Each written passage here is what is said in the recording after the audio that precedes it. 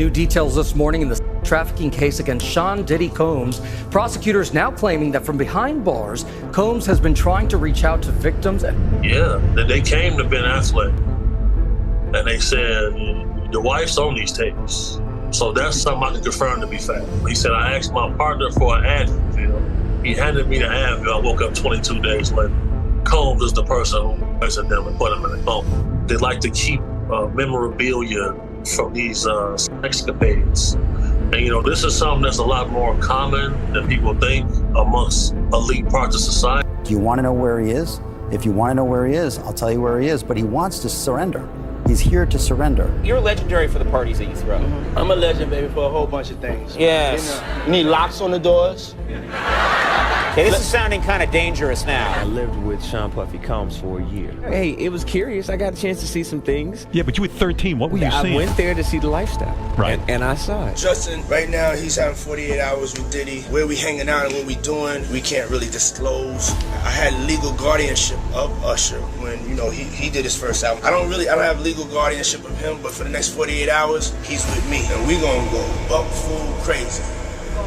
In a stunning new development, music mogul Sean Diddy Combs is facing even greater turmoil as one of his own attorneys has officially withdrawn from the case, signaling just how intense and complicated the legal battle surrounding him has become.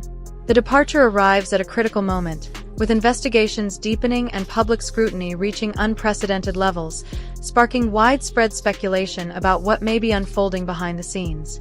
Once celebrated as one of the most powerful and untouchable figures in the music industry, Diddy now finds himself at the center of a growing storm of serious allegations that could carry major legal consequences if proven in court. The sudden withdrawal of legal counsel highlights the high-stakes nature of the situation, where every development is being closely watched by both the media and the public. Adding even more fuel to the controversy, a new accuser has reportedly stepped forward with claims dating back to 2018, introducing yet another layer to an already expanding legal saga. As the case continues to evolve, all eyes remain locked on what happens next, both inside the courtroom and beyond. Tell us a little bit about your client, of what you can.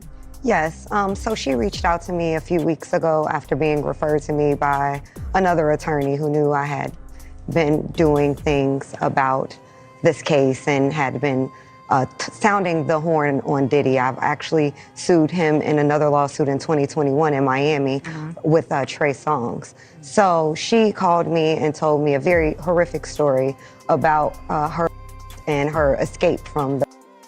She told me that she was at a friend's house who had industry ties and was on the phone with Diddy, and he decided to come to the house.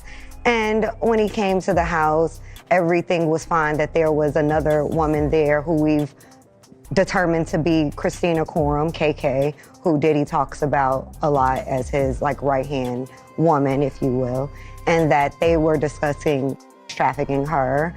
And then that led to her being served a drink where then she started to feel woozy, and then Mr. Combs her with an inanimate object, and then actually directed another gentleman to her while he watched and pleasured himself.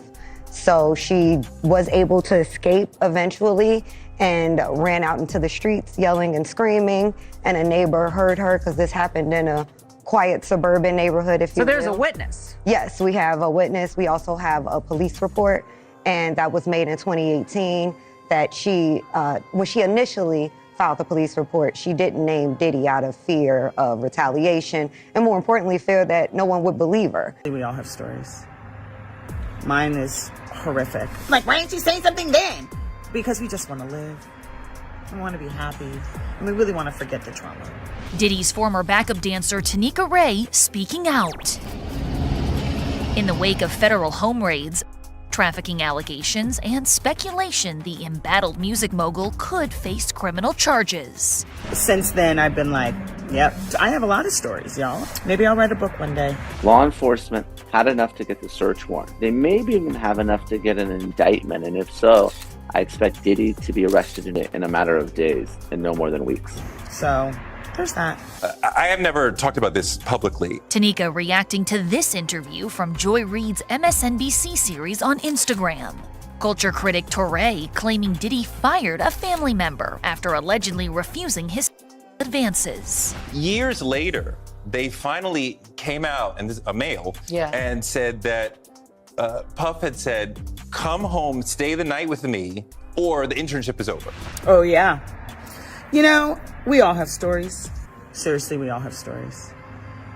Mine is horrific, and only 5 people know it.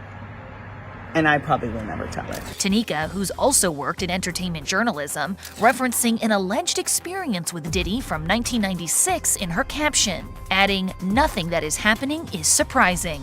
And mind you, I then interviewed him many times. And I also am very intimately aware that you tell your truth and you become victimized over and over and over and over and over and over.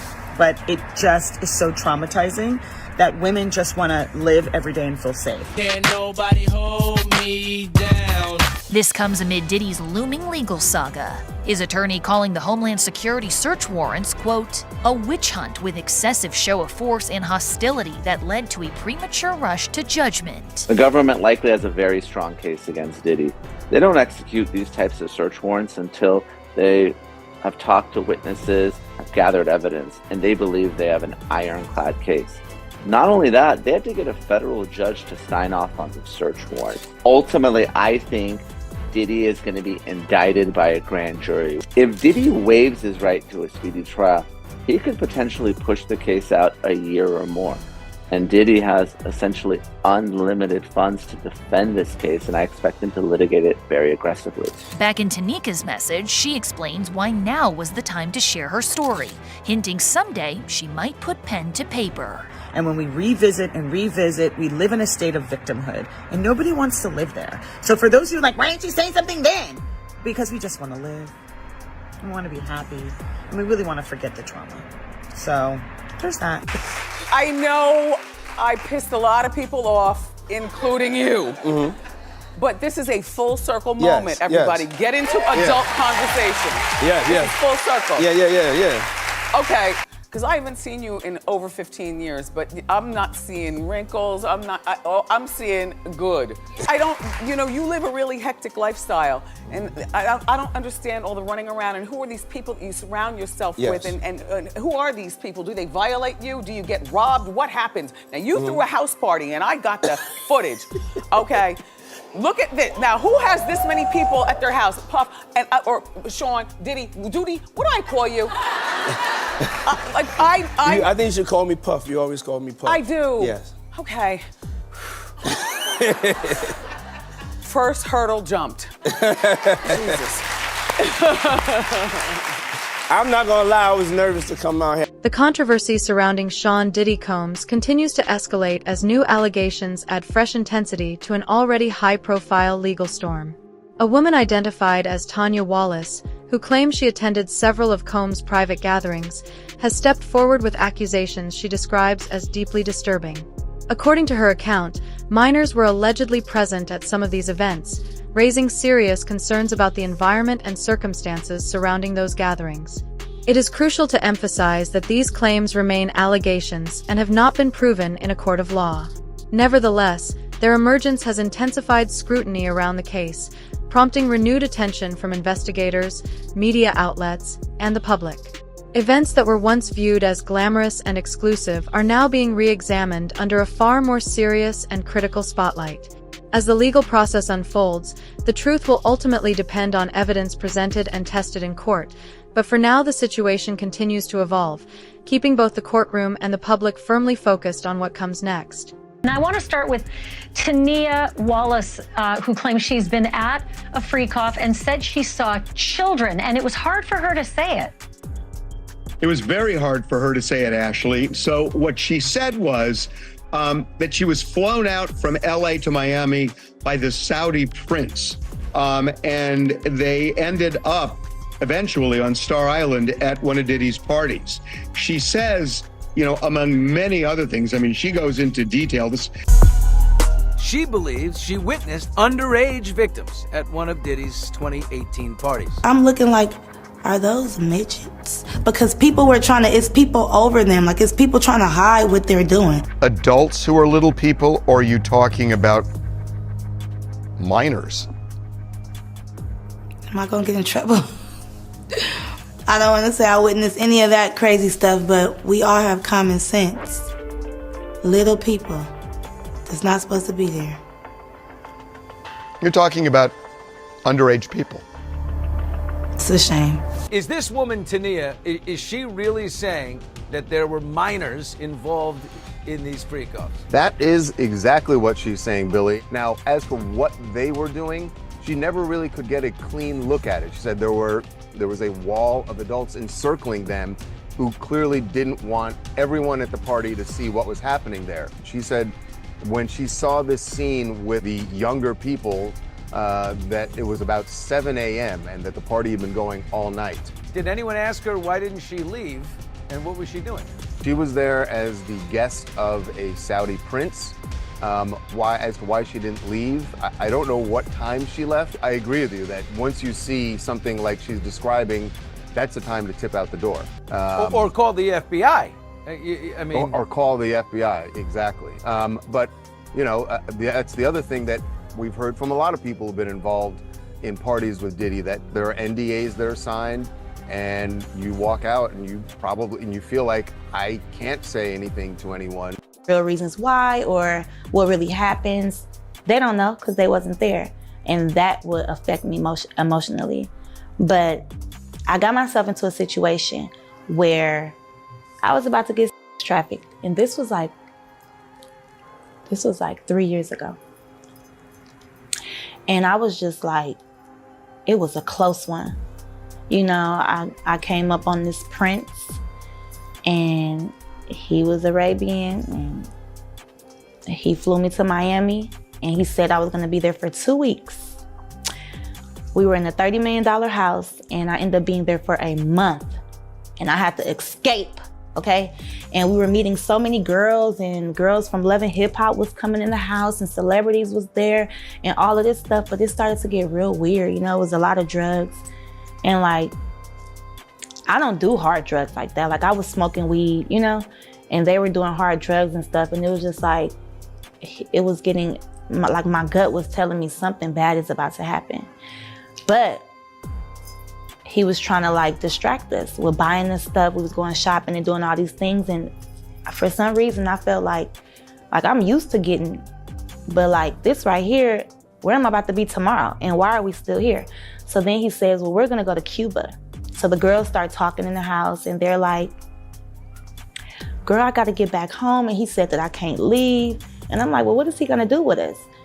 Then, you know, we had went to some celebrity's house, and we ended up at P. Diddy's house. And I just started hearing conversations, and I just got trafficking from it. Because, you know, I heard the prince saying something like, oh, you can have whoever you want. Like, he was like selling us, you know? So I'm like, is this trafficking? Like, what the? And it gave me a whole nother outlook on everything too. And I had to like really like pump my brakes on how I do things. And maybe because a week before that, I had just said like, I want to be in Miami. I want to be around royalty. I want to spend this much amount. And I realized everything that I said that I wanted, it came like the next week. Tanya Wallace ignited a wave of intense online reaction after appearing in a widely discussed interview with the podcast No Jumper, where she detailed a series of allegations connected to gatherings linked to Sean Diddy Combs. During the conversation, Wallace claimed that the events she attended were far more troubling than their glamorous public reputation suggested, describing environments that, in her view, went well beyond the typical excess associated with celebrity parties. One of her most attention-grabbing statements was the allegation that members of Combs' family were present at certain gatherings, a claim that rapidly fueled heated debate and speculation across social media. It is important to stress that these statements remain unproven allegations and have not been verified in a court of law. Still, the interview has significantly amplified public interest in the ongoing controversy, highlighting how powerful high-profile media appearances can be in shaping public perception. As discussions continue to spread online, the ultimate truth will depend not on viral reactions or internet speculation, but on credible evidence and the outcomes of formal legal proceedings. Club Live ended up ending like later than out here, like 4 o'clock. Yeah. We go back to the mansion. We chill for like an hour. Next thing you know, we loaded up, like how we always do. We load up and go places, but now we loaded up on our way to Star Island. What is that? Star Island, where Diddy lives. Oh. So that's where his freak off goes. It's on. just like a section of Miami, or it's like an actual island? It's actually, because the street has like a whole bunch of palm trees and stuff like that. Okay. Like, I did TMZ. I just did a documentary for TMZ last week, right? Okay. And it's I seen you on the first one. Oh, they're doing a follow-up. Yes, Oh, because I they didn't know have that. more information. So it was the downfall of Diddy. That's true. There's like hundreds of more accusations after the first one. Yeah. Exactly. And so I sat down with Harvey and they basically, I got there because I had footage. So I gave them footage that nobody has. Okay. And so we're on Star Island. I'm in my Snap recording like, oh, Diddy's house is lit, da-da-da. But I haven't gotten there yet. So I'm not knowing as soon as we get to the door that they were gonna lock up our phones in bubble cases. We could hold it, but it's locked up. We can't use it. Right. So I'm like, what the So I walk in. Instantly, one of Diddy's sons, Christian, was like, you, come here. Now I'm walking with the girl that I brought. The other girls are walking behind me, but once we got in the house to the side door, it was a backyard, so everybody split up. And so the vibe is that the pretty girls, dudes will come up to him and kind of like make it clear, like, yo, you're getting invited to the latter tier of this party. Exactly. And they're giving out what, like little sandals? Exactly, that's what they were giving out. So he, when the son came up to me and said, you come here, or called me over there, I'm like, who, her? He's like, no, you.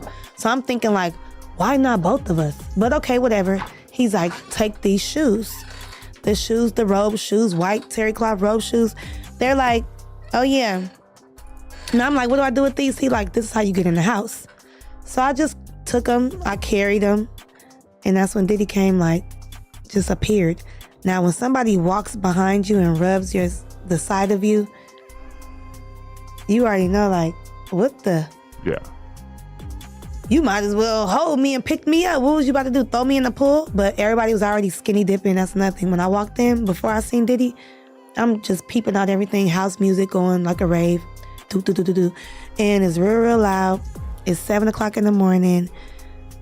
People drinking mimosas, eating eggs and bacon in the goddamn pool, but naked though, and just walking around, and waitresses passing around drinks left and right. I was even holding the drink in my hand, and I don't even drink like that. Occasionally, but so when he came up to me, he's like, how are you liking my house? And I'm like, I'm trying not to be starstruck, so I wasn't looking him in his eye. And so I was just having side conversations with him. He's, oh, the prince been telling me a lot about you and da-da-da-da, like, but you need to go inside my house. Enjoy my house. And he's saying little stuff like, what's mine is yours and all of this stuff or whatever, right? So I tell my friend, like, girl, let me just go up in this house. Like, the wants me to go inside. Right. But I don't want to leave you out. So I'll be in there for a few minutes. I'll be right out. Walk up in there. This going on, that going on, a few things going on. So wait, like the main house is the party, and then there's a separate room or a separate section where the freak off is taking place? Separate section where the freak off is taking place. And you can't see this section from the main party? No, because you got to go inside the house. The party is like outside, and the party is inside too, but that's the freak off. Okay. So people that are just outside, they won't know what's going on. And you're talking about until you walk in. You're saying publicly fucking in multiple people. There's just like a couch. Exactly. And there's just some couple dudes fucking a bunch of girls? Yeah, and naked, everything. I mean, they not pulling shit to the side, trying to be discreet about it. No, this is like they in the room by themselves, tuning out everybody around them. Such a crazy concept to me because I have so much experience having on camera, but I can't imagine just being at a party and just wanting to have an where like a million other people could see you. It seems like such an obvious thing to be like, let's go in the other room. Right, but you know what? With the music and the drugs and the drink, do they even care? And I was thinking about that. Like if I'm gone off the molly. I'm talking about gone, like like sure, a rave. Like I've been to these Hollywood parties. You know the parties where you go in Hollywood, like it's like different sections. Like it's a R&B, not R&B, like a reggae side, then a techno house music side, then it's a regular mainstream side. Right. The music was loud, as if as you go to different sections of the house, it's different shit going on, like a different tune of music. You get what I'm saying? As Sean Diddy Combs' legal team continues to push back against mounting allegations and navigate the growing public scrutiny surrounding the case, another sensitive topic has resurfaced online: the tragic death of former pop star Aaron Carter. Carter, who first rose to fame as a teen sensation in the late 1990s, was found dead at the age of 34, a loss that shocked fans around the world. Authorities later ruled his death an accidental drowning, with contributing factors related to substance use, reigniting important conversations about the immense pressures of early fame, addiction struggles, and mental health challenges within the entertainment industry. In recent days, however, online speculation has attempted to draw connections between Carter's passing and the wider controversies currently surrounding Diddy. It is important to clarify that there has been no verified evidence or official finding linking Aaron Carter's death to the allegations involving Combs. As discussions continue to spread across social media, separating confirmed facts from unverified claims remains crucial. Carter's death was formally investigated and ruled upon by authorities, and any new theories circulating online should be approached with caution unless supported by credible, verified evidence. Following developing news tonight in Lancaster, where pop star Aaron Carter has died at the age of 34. Yeah, the troubled performer grew up in the limelight, but he was in and out of rehab several times in his short life. Chris Wolf is live for us in Lancaster. He's got more on this. Chris? Yeah, Rick, MB, the street is now cleared. People have been moving in and out of that home behind me all day. And tonight we heard from some of those closest to Aaron Carter, and they all say the same thing. They all share stories of a very kind, loving, caring, humble, yet troubled young man.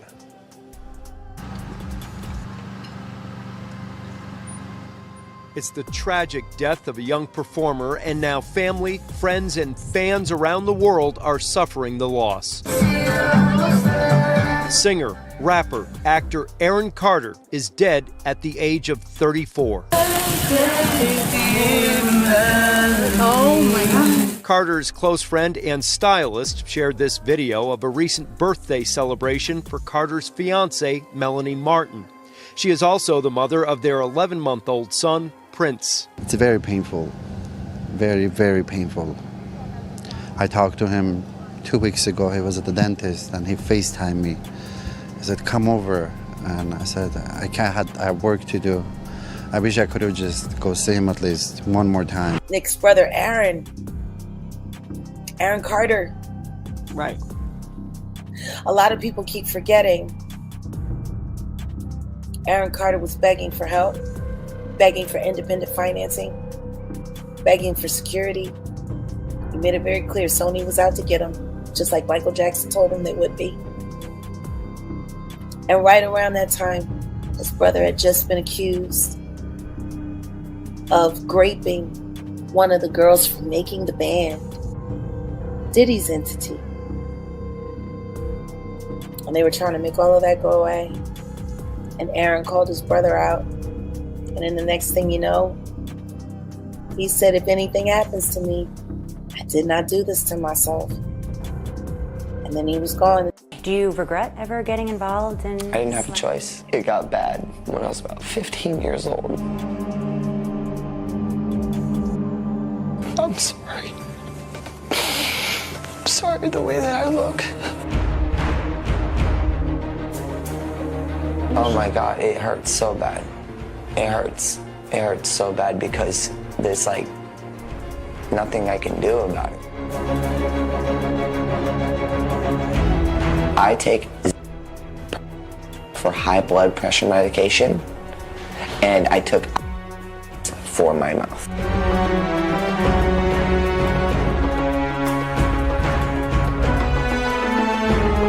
How would you feel every 2 seconds seeing a tweet? You go, oh, look at this. Oh.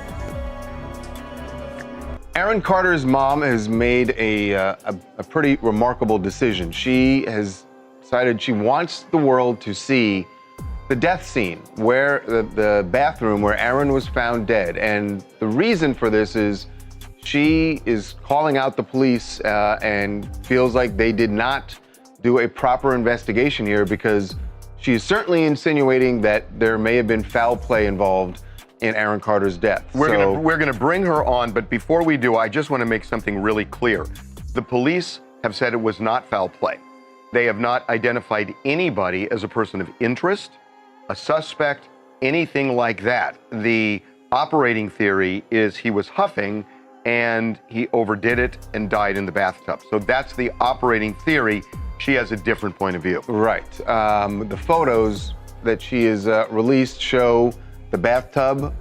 It shows the floor around the bathtub, and there are things that she sees there or doesn't see in these images that that make her suspicious. And she wanted to make sure that Aaron's death remains something that people are talking about.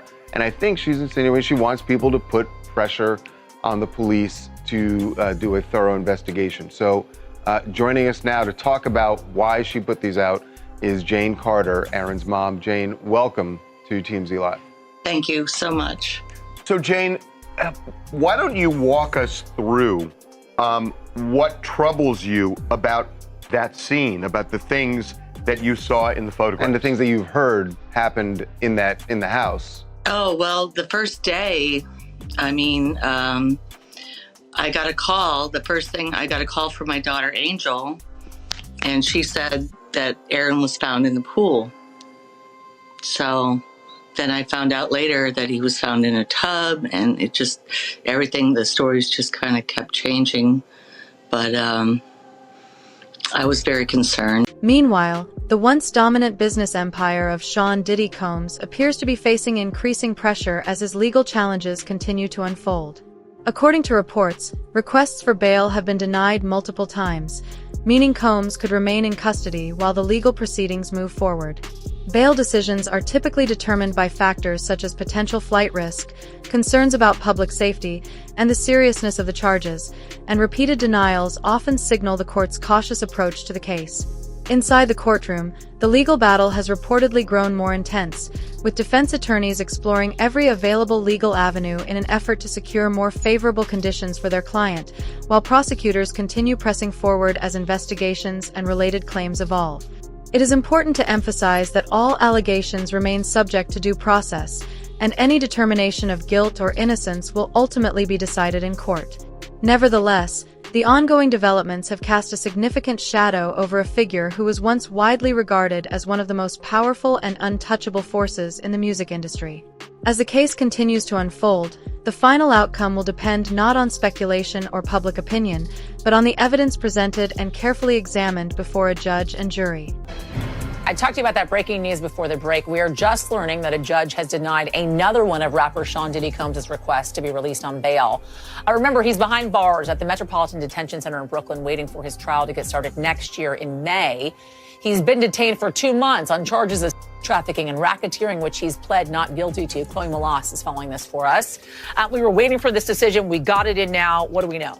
All right. Well, it's 5 pages, and the takeaway here is that the judge is saying that no condition or combination of conditions will reasonably assure the safety of the community. And that was what New York prosecutors were saying. I was in court twice last week, and I listened to these prosecutors say that he was a danger to the community. And they showed that video, that surveillance video of him from 2016, brutally beating his then girlfriend, Cassie Ventura, saying that he has a propensity to violence, and that alone is a reason why we cannot agree to the proposed bail package. Now, his team had offered $50 million, a home of his in Miami as collateral, and they said that he would live in an apartment on Manhattan's Upper East Side, monitored by 24-hour security, that he would only talk to his attorneys, that he would only have, certain family members on a pre-approved list, and that, he would actually be under stricter conditions than he is at the jail in Brooklyn. But clearly, this is the third time this judge not buying it. What was Diddy like in court? You were there twice last week. What was his Yes. demeanor like? I mean, he was smiling on Friday, turned around and looked at his children. All of his children were there except for his infant child. His mother was there. He looked a little thinner. He looked a little worse for wear, but he has seemed upbeat and positive. And a few days earlier on Wednesday, so a week ago today, his legal team had a win, because his team was able to say that New York prosecutors wrongly obtained 16 pages of notes from his jail cell during a routine sweep, that it had his defense strategy, it had witnesses that they planned to call at the criminal trial in May, and the judge agreed that those should have been protected under attorney-client privilege. So there was a feeling today among reporter friends of mine and people in the building here that, you know, maybe there's a chance that the judge, given he's taking several days to think about this, he asked for both sides to write a letter, that he might release him. But this is the third time. His team were waiting for a response from them, from his legal team. They could appeal again. But we were talking to Danny Savalos earlier, and he said, you know, they would have to propose something new and different to potentially be successful for a fourth attempt. They playing a game with him because they want him probably to be a witness or to turn over some evidence on some other people that they would like to have behind bars too. And you got to realize this. For him to do that, and if he does that, his life is more in danger outside of jail than it is in. Because they can't do the same, they can't do the same Epstein move again. They can't do the same Epstein. You know, my friend told me that they put up so many cameras after that Epstein stuff, they can't do that move again.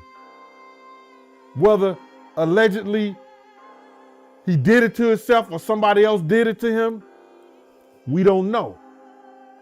Whether he's on a private island or he's in the grave, do we really know? The whole thing about it is that he may be safer in jail if people are making his beds and he telling people to smile. He may be safer in jail than he is out. Man, I don't know. I thought he would have it hard, man, because since that was Brooklyn, and Brooklyn always stands up, and a lot of dudes from Brooklyn think that he led big to his death. You understand? And by him being housed in Brooklyn, I thought that it would be real difficult for him. But, you know, money talks, bullshit walks. We're going to hear about my party. They're going to be shutting them down. They're going to probably be arresting me, doing all types of crazy things just because we want to have a good time. And it ain't nothing but break it down racial barriers, break it down generation barriers. Ron Perlman talking to Jay-Z talking to, you know what I'm saying? It just goes on and on. With investigations still unfolding, the story remains far from settled, and many questions continue to surround what new revelations could emerge in the months ahead. In high-profile legal battles like this, speculation often spreads faster than verified facts, but in the end, only the evidence presented and tested in court will determine what is truly accurate and what is not. The coming developments could reshape the narrative entirely, but until then, the world is watching closely. What do you think happens next? Will new details surface that change everything, or will the courtroom ultimately be the only place where the real truth comes out? Share your thoughts in the comments below. The conversation is just getting started. And if you want to stay up to date with every major twist in this unfolding music industry story, be sure to like, share, and subscribe so you don't miss what happens next. Until next time, stay informed, stay curious, and keep it right here.